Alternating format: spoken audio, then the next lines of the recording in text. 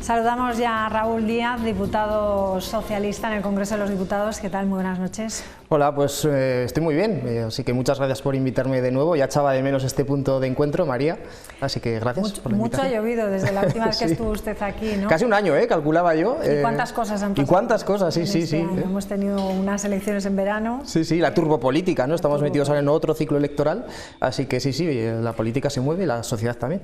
Bueno, ¿cómo está el Partido Socialista? ¿Aliviado? Bueno, yo creo que, yo como socialista estoy muy contento, ¿no? Pero como español también yo me siento muy tranquilo, ¿no? Muy tranquilo por la decisión que ha adoptado el presidente del gobierno de saber que acaba de triunfar la democracia y la verdad frente a las mentiras y la deslealtad, ¿no? Esa deslealtad institucional por la cual, bueno, pues a Pedro Sánchez, desde que llegó a la Moncloa con esa moción de censura al gobierno de Mariano Rajoy y después en las siguientes investiduras, pues siempre se le ha intentado negar esa legitimidad, ¿no? Pero bueno, yo como socialista, desde luego estoy contento, como digo, y como español, pues desde luego me siento tranquilo y creo que como yo, pues miles de personas, ¿no? Miles de españoles que desde luego saben, ¿no? Los jóvenes que van a tener garantizada su beca, a los pensionistas que saben que su pensión va a ser actualizada conforme al IPC, los padres y las madres que saben que van a ser equiparados y van a subir los permisos de maternidad y que desde luego somos un país que está liderando, ¿no? La economía de la eurozona y hace frente, ¿no? A retos importantísimos como el cambio climático o lidera opciones morales, ¿no? Como por ejemplo ese reconocimiento del Estado palestino. Así que yo, como digo, como socialista estoy contento y como español pues estoy tranquilo. ¿Existió realmente ese temor a que Pedro Sánchez dimitiese?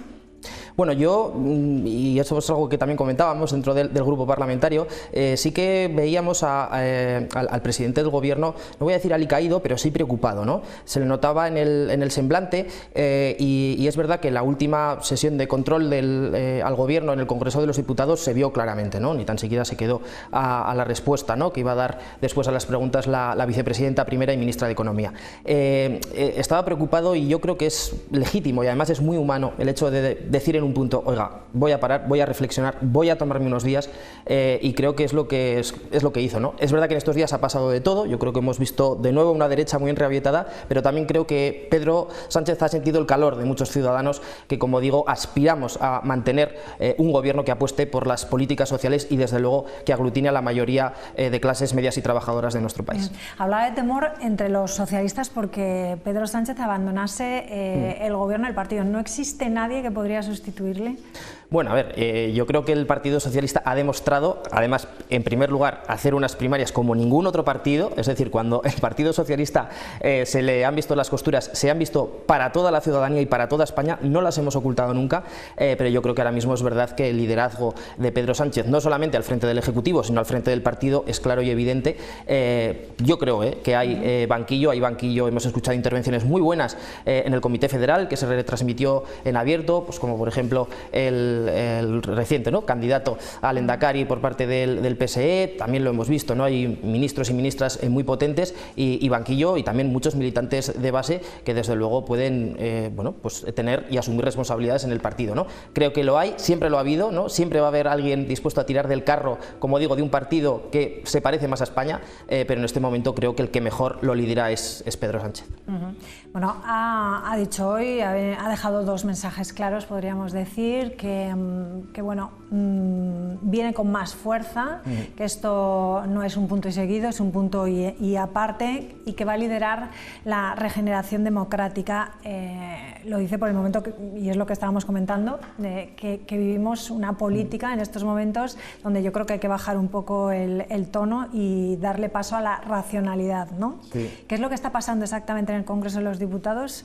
Que precisamente le ha tocado a usted vivir estos momentos tan duros, ¿no? O tan crispados. Sí. Bueno, yo creo que en política muchas veces quizá, voy a hacer autocrítica, hablo por mí, pero quizá nos enfocamos mucho los políticos quizá en hacer una intervención en el que primen los zascas, en el que prime cómo atacas mejor al adversario y eso a veces, ¿no?, pues puede resultar muy nutritivo, sobre todo quizá pues para la esfera más cercana que tú tengas, ¿no?, o que te apoye ideológicamente, pero creo que a veces los políticos nos olvidamos del espacio que tenemos precisamente para construir, ¿no?, para construir sociedad, en este caso desde el Congreso, para seguir construyendo España, ¿no? Creo que eso también en los medios de comunicación pues tiene menos foco, ¿no? Creo que también los propios políticos lo alimentamos menos, ¿no? Y yo creo que ha llegado el momento en el que primero hay que reconocer la legitimidad de quien siempre se le han negado a Pedro Sánchez. Le han insultado por tierra, mar y aire, le han llamado desde Felón, mentiroso, le han llamado Begoño a la presidenta o sea, a la mujer, ¿no?, de Pedro Sánchez, le han dicho que es amigo de los terroristas, en fin, se le ha negado la legitimidad democrática a Pedro Sánchez por tener la responsabilidad, ¿no?, de liderar nuestro país. Bueno, yo creo que en primer lugar pasa por reconocer legítimamente un gobierno que es legítimo y que es democrático, y en segundo lugar, cada uno con sus diferencias, creo que hay puntos de encuentro, como dice este propio nombre del programa, y creo que los políticos nos tenemos que esforzar un poco más en conseguir esto. Yo creo que desde el Partido Socialista lo vamos a intentar por todos los medios, y bueno, yo me lo pongo como deber en primer lugar. Pero pensábamos que después de 5 días algo tenía que haber detrás, algo más tenía que haber pasado, porque bueno, pensábamos que un hombre tan resiliente, ¿no?, con tanta fuerza no podía dejar por lo que había sucedido, ¿no?, por esa denuncia a su mujer. Todos pensábamos que algo más tenía que haber detrás. Muchas preguntas han quedado en el aire después de esa rueda de prensa que ha dado, preguntas sobre todo de cómo va a hacer esa regeneración democrática, porque no me veo yo al Partido Socialista saliendo todos los sábados, ¿no?, a hacer conciencia social, cosas que han quedado ahí un poco en el aire, ¿no? Sí, bueno, respecto a las dos preguntas, la primera, yo creo que Pedro Sánchez tuvo un límite, o ha explorado un límite, o ha ido hasta ese límite que es el del corazón, ¿no? Pedro Sánchez, como digo, primero lo ha sufrido dentro del Partido Socialista, que se resolvió en el 39 Congreso, pero también tiene una vivencia y una experiencia propia primero en el Partido Socialista, y después le ha tocado lidiar con situaciones muy complicadas, ¿no?, como la pandemia y otras crisis como la energética, etcétera, y después, bueno, unos ataques, como digo, por tierra, mar y aire por parte del Partido Popular y de la derecha y ultraderecha, ¿no?, lo que decía Aznar, quien puede hacer que haga. Pero ese límite quizá él lo ha encontrado precisamente en su mujer, ¿no?, y lo hemos visto, lo vimos, lo que le hicieron a las hijas de Zapatero, que si eran góticas o no, lo hemos visto con la primera ministra finlandesa que salía de fiesta y que si se drogaba eran cuestiones falsas, o con Antonio Costa en Portugal, lo hemos visto muchas veces, ¿no? Y aquí, como no han podido con Pedro Sánchez, han intentado atacar a precisamente su mujer con denuncias falsas. Ahora mismo el juez instructor, es una noticia de hoy a las 8, hace apenas una hora, que ha rechazado la petición de una asociación también de extrema derecha para que vaya como testigo a la Audiencia Nacional en el caso que se está juzgando de Koldo, ¿no? Lo han rechazado porque no es amparable, lo ha dicho el propio juez instructor, que está haciendo la instrucción, valga la redundancia del caso, que no hay por dónde coger que Begoña sea llamada a declarar ni tan siquiera como testigo. Bueno, pues yo creo que es muy humano que el presidente del gobierno, que es padre, que es esposo, diga, oiga, todo lo que me han hecho a mí vale, pero que también vayan ahora contra mi mujer, a mí me parece que eso ya es una deslealtad y un límite que no se debía de haber cruzado, ¿no? Yo creo que él lo ha expuesto, ha sido muy humano, creo que es totalmente cierto lo que dice, que no respondía a ningún cálculo político, y creo que casi todos los analistas coinciden, pero sin embargo hay momentos en los que el corazón también te pide un segundo de reflexión y después continuar con más fuerza. Y respecto de la segunda pregunta, pues es muy interesante. Es verdad que España se enfrenta a retos muy importantes. Se enfrenta, por ejemplo, en breve, o tendría que haber sido ya, mejor dicho, 1800 días con la renovación del Consejo General del Poder Judicial, que es un mandato constitucional caducado porque el Partido Popular, primero, que sea Europa, que sea un intermediario, no acaba de cumplir lo que mandata la Constitución.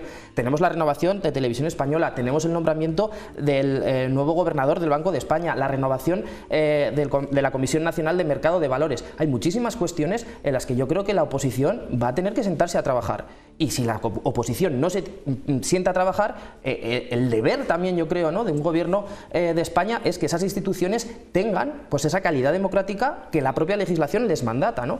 Pero vamos, desde el Partido Socialista volvemos a hacer una invitación más a que estas cuestiones constitucionales y que también vertebran un país, pues las podamos sacar adelante.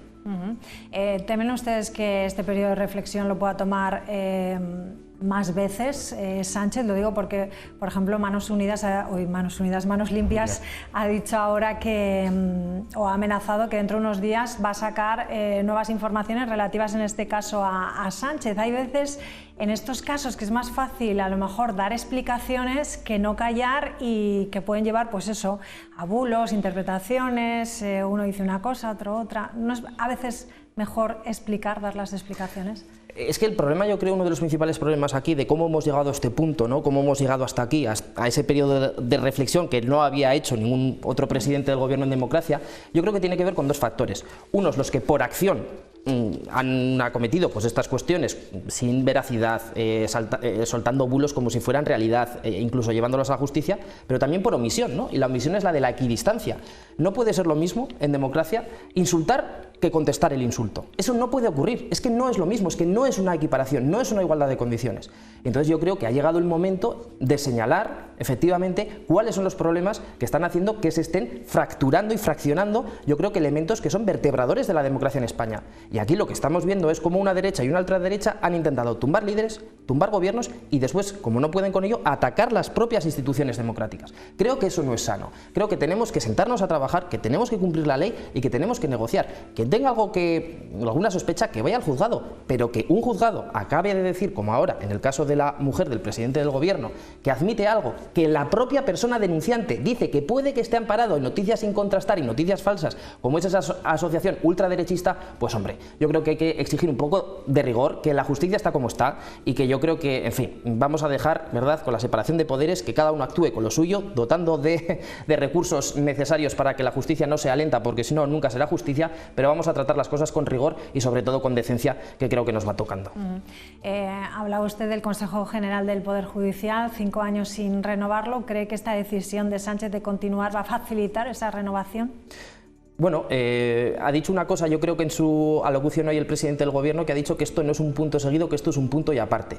Bueno, tendremos que estar pendientes obviamente de cómo el presidente del gobierno va a poner, ¿no?, lo que continúe, ¿no?, en ese relato después de ese punto y aparte, pero desde luego yo creo que el Partido Socialista ha ofrecido absolutamente todas las vías posibles para renovar el Consejo General del Poder Judicial, y siempre el Partido Popular nos hemos encontrado con una excusa. Primero, que no querían que estuviera Podemos dentro de la ecuación y que no formaran parte. Después, que nos vamos a Europa. Una vez que te vas a Europa y que hay un comisario, Reynders, que esté haciendo de intermediario entre González Pons y el señor Bolaños, ahora resulta que tampoco les vale esa intermediación. Oiga, por favor, para cumplir la Constitución, ¿qué más hace falta? Esa es la pregunta que también les lanzamos los socialistas, ¿no? Porque hay cuestiones que yo creo que sí que tienen que salir con un amplio respaldo y un amplio consenso, ¿no? Pero lo que no puede ser es efectivamente que haya un mandato constitucional que no se cumple en este país porque un partido no lo quiera, ¿no?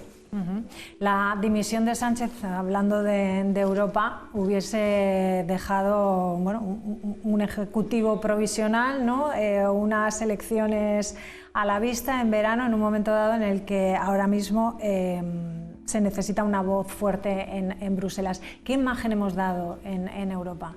Bueno, hoy justo ha salido la respuesta precisamente de la Unión Europea, en la que ha dicho, bueno, como no ha pasado nada, vamos a decir en ese sentido, es decir, hay continuidad dentro del gobierno de España, pues bueno, es una cuestión interna y por tanto no ha tenido como mucho reflejo. Es verdad que ha tenido un impacto obviamente en la sociedad internacional, y si lo ha hecho es precisamente, yo creo, que por el liderazgo absoluto de Pedro Sánchez, que por ejemplo está tirando del carro de Occidente, como te comentaba antes, para ese reconocimiento del Estado palestino o su inclusión dentro del Consejo de Seguridad de la ONU, ¿no? Yo creo que España, esto junto a que es la locomotora económica de la zona euro, que estamos creando más empleo que Alemania, que Francia y que Italia juntos, pues yo creo que hace que obviamente se preste atención a lo que pueda decir el presidente del gobierno, ¿no? Yo creo que la cabeza de cartel va a ser muy buena. Creo que ha liderado la excepción ibérica, Teresa Rivera, que ha hecho controlar, ¿no?, o sea, es decir, subir la inversión extranjera, bajar el paro, pero controlando la inflación, y eso me parece fundamental en la pujanza que ha tenido Teresa Rivera, logrando convencer a todos los socios de la eurozona que tanto España como Portugal en esta crisis energética pues